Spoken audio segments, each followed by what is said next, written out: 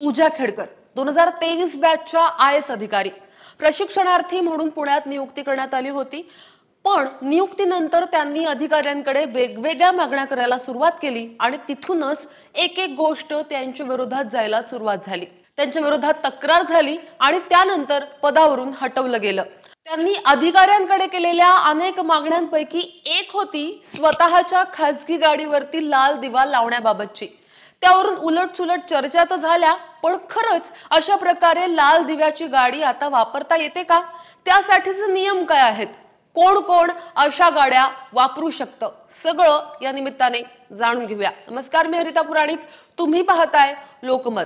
भारत सरकारने 2017 1 मे पासून VVIP culture मोडीत काढण्यासाठी लाल दिव्याची गाडी वापरण्याबाबतच्या नियमांमध्ये बदल केलेत। फक्त मंत्री अधिकारीच नाहीत तर राष्ट्रपती पंतप्रधानांच्याही गाड्यांवरचे लाल दिवे या नियमातून बंद केले गेलेत।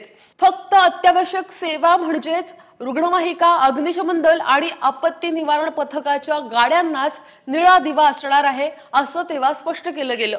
पंजाबमध्ये मुख्यमंत्री कॅप्टन अमरिंदर सिंग यांनी सगळ्यात पहिले हा निर्णय घेतला होता। मुख्यमंत्रीपदी विराजमान झाल्यावर काही दिवसातच त्यांनी संपूर्ण पंजाबमधून लाल दिवा हद्दपार केला होता।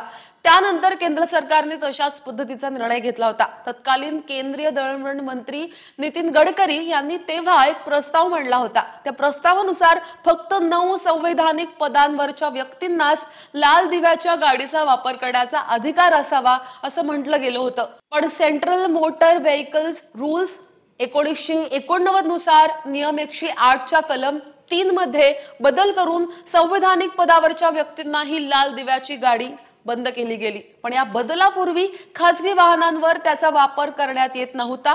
कोणत्या वाहनावर लाल किंवा निळा दिवा असावा हे राज्य आणि केंद्र सरकारला ठरवण्याचा अधिकार होता। पण आता भारतात लाल, पिवळा आणि निळा दिवा वाहनांवर लावण्याचे नियम आहेत। आता हे केवळ रुग्णवाहिका, फायर ब्रिगेडच्या गाड्या, पोलीस, लष्कर, इमर्जन्सी सेवांच्या वाहनांपुरतेच मर्यादित आहेत। तुम्हाला ही माहिती कशी वाटली? आमच्यापर्यंत अवश्य पोहोचवा आणि पाहत रहा लोकमत। धन्यवाद।